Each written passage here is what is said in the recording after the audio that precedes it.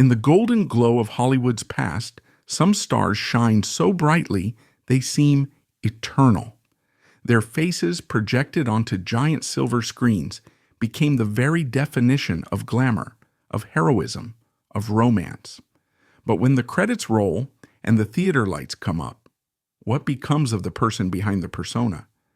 Sometimes the most haunting stories aren't the ones told in the movies, but the ones lived out in the quiet, lonely hours after the cameras stop rolling. This is the story of a man they called the Golden Boy, an actor whose easy smile and rugged charm captivated the world for decades. Yet, behind that million-dollar grin lay a world of turmoil, a quiet battle that would ultimately lead to one of the most solitary and tragic final acts in Hollywood history. This is the story of William Holden and the devastating fall that no one saw coming. Delving into the life of William Holden demands an exploration of the era that forged his path. He was born William Franklin Beadle Jr. on April 17, 1918, in O'Fallon, Illinois. This was America on the cusp of great change. The Roaring Twenties were just around the corner, a decade of unprecedented economic prosperity, cultural dynamism, and social transformation. It was the age of jazz flappers and Art Deco. But it was also a time of deep-seated contradictions. The country was still grappling with the aftermath of World War I, and beneath the glittering surface of the jazz age, there was a current of anxiety and disillusionment. Holden's family, a well-to-do clan with deep American roots, soon moved to the sun-drenched landscape of Southern California.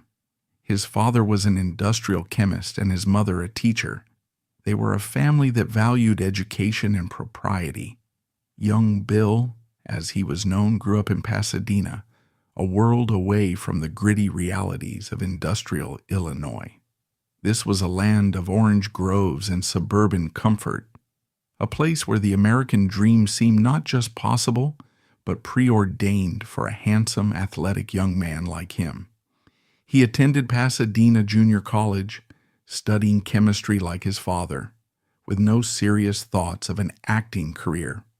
But fate, as it so often does in Hollywood stories, had other plans. It was in a college play that a talent scout from Paramount Pictures spotted him. It's a story that sounds like a movie cliche itself. The undiscovered talent plucked from obscurity and thrust into the limelight. In 1937, with no professional experience, the newly christened William Holden signed a studio contract for $50 a week. He was just 19 years old. The Hollywood he entered was a machine, a dream factory ruled by a handful of powerful studios.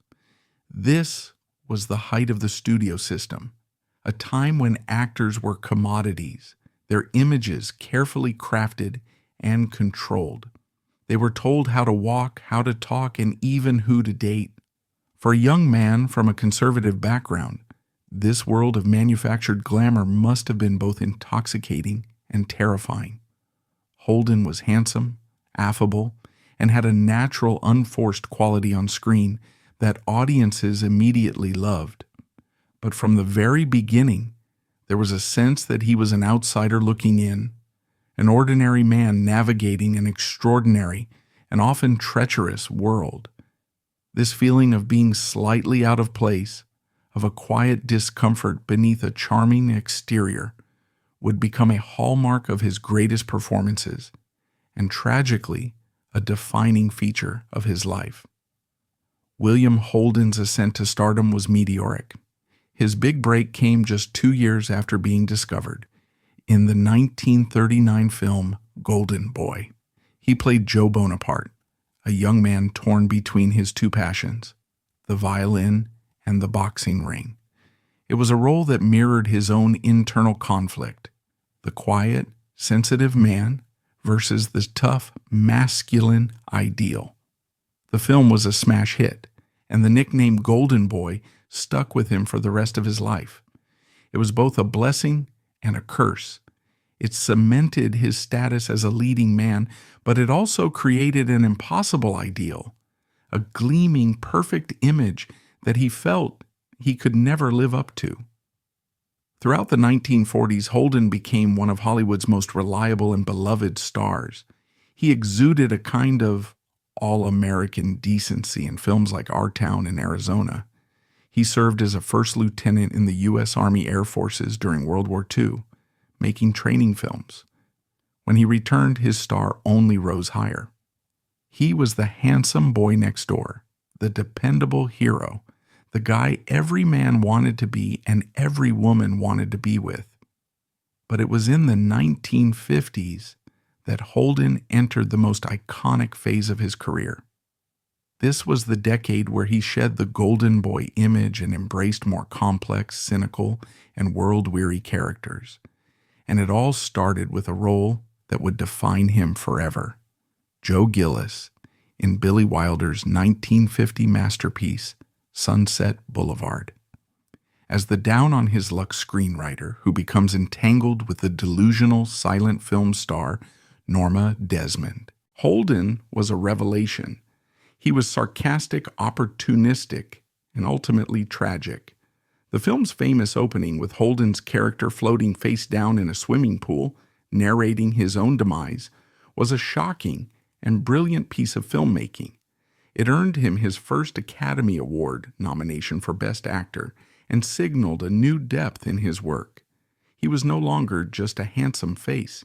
He was a serious actor capable of portraying profound moral ambiguity. This golden run continued throughout the decade.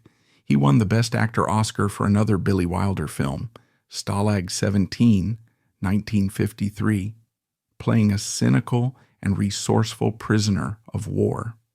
The role was perfectly suited to his persona, a man who uses a hard-bitten exterior to hide his vulnerability and ultimately his inherent decency.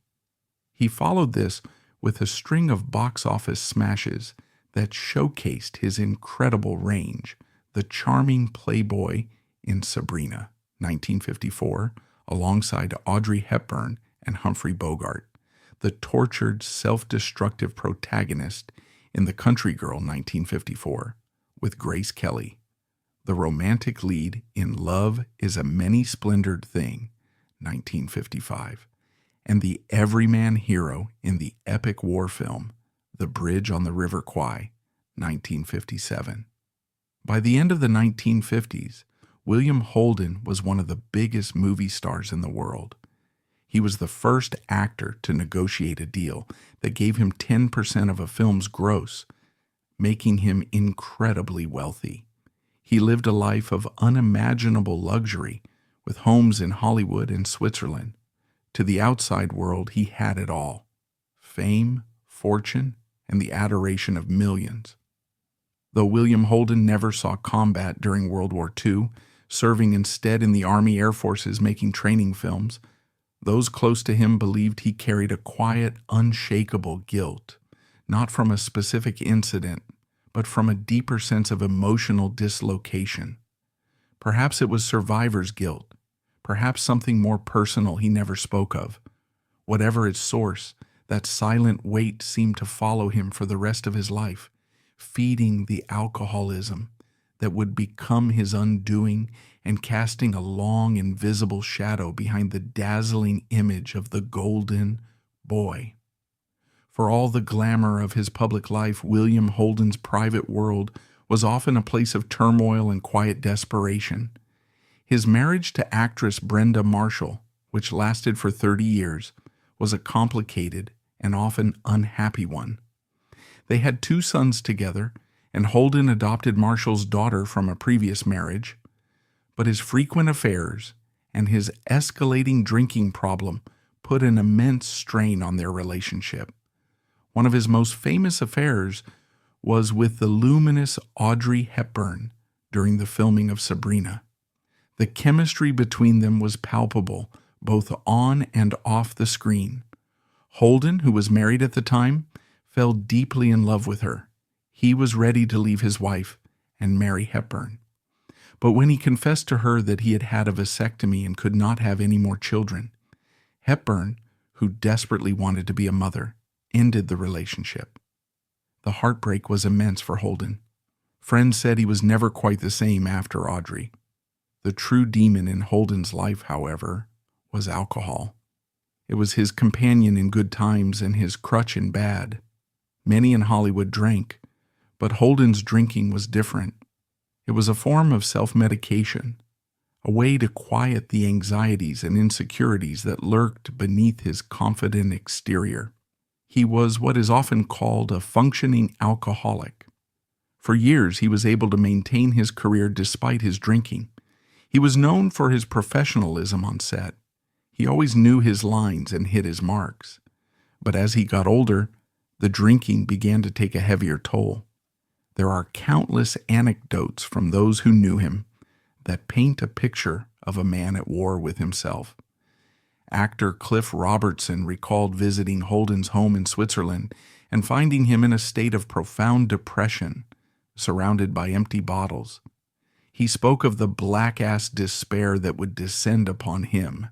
He felt like a fraud, a man who had been lucky but not necessarily talented.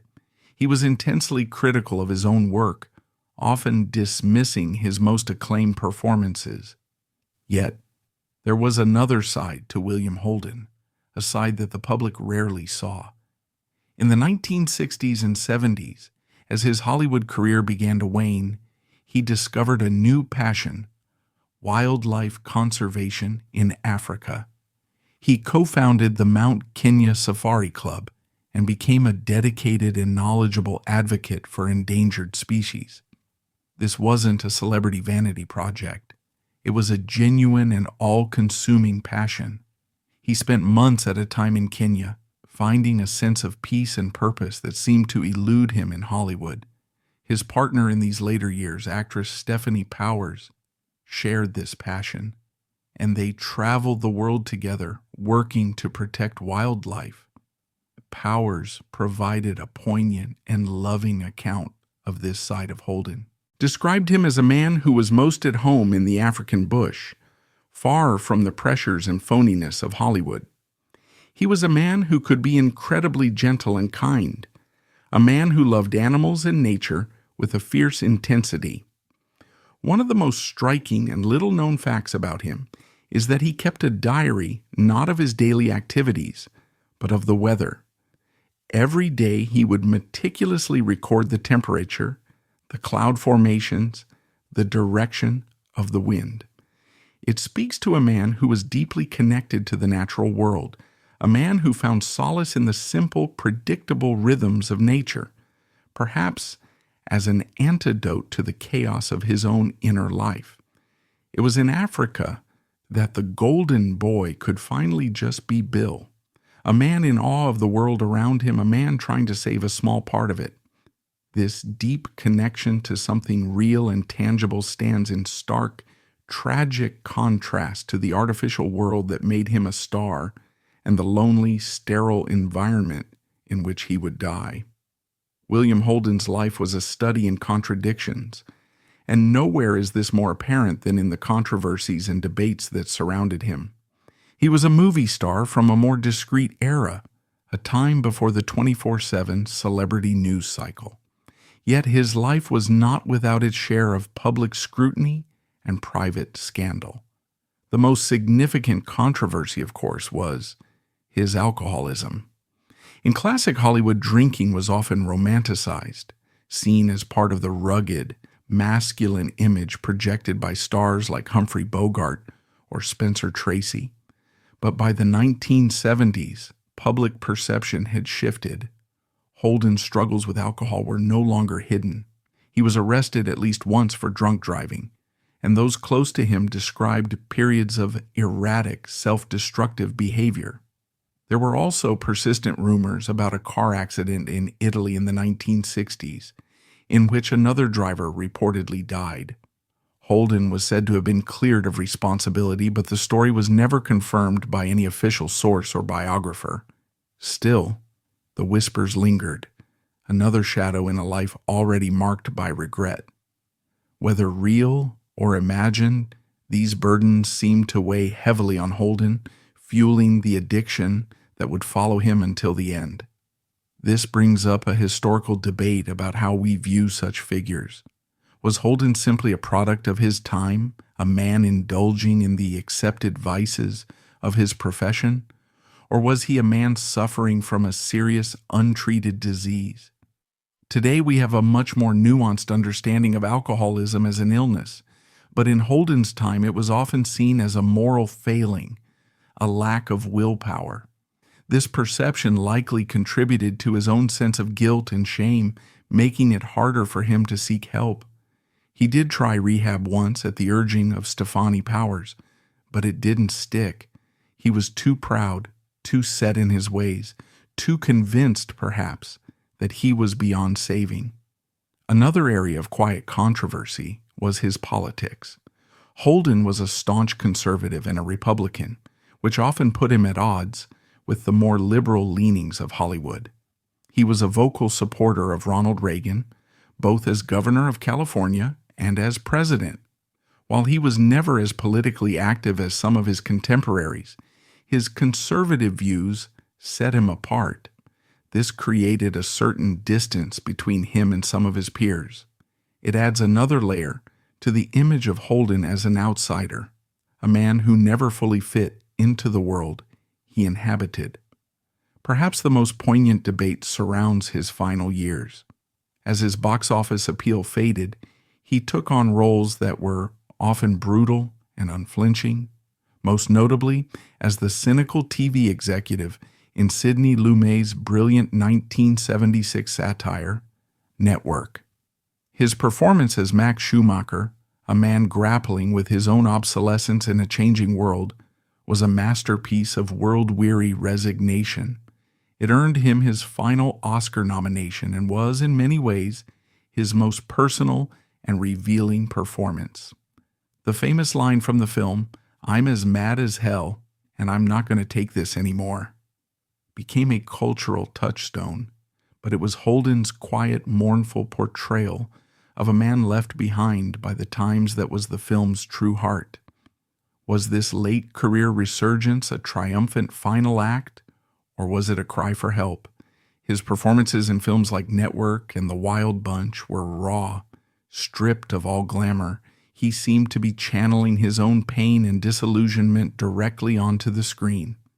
There's a debate to be had about whether we, the audience, were watching a brilliant actor at the peak of his powers, or a man slowly disintegrating before our very eyes.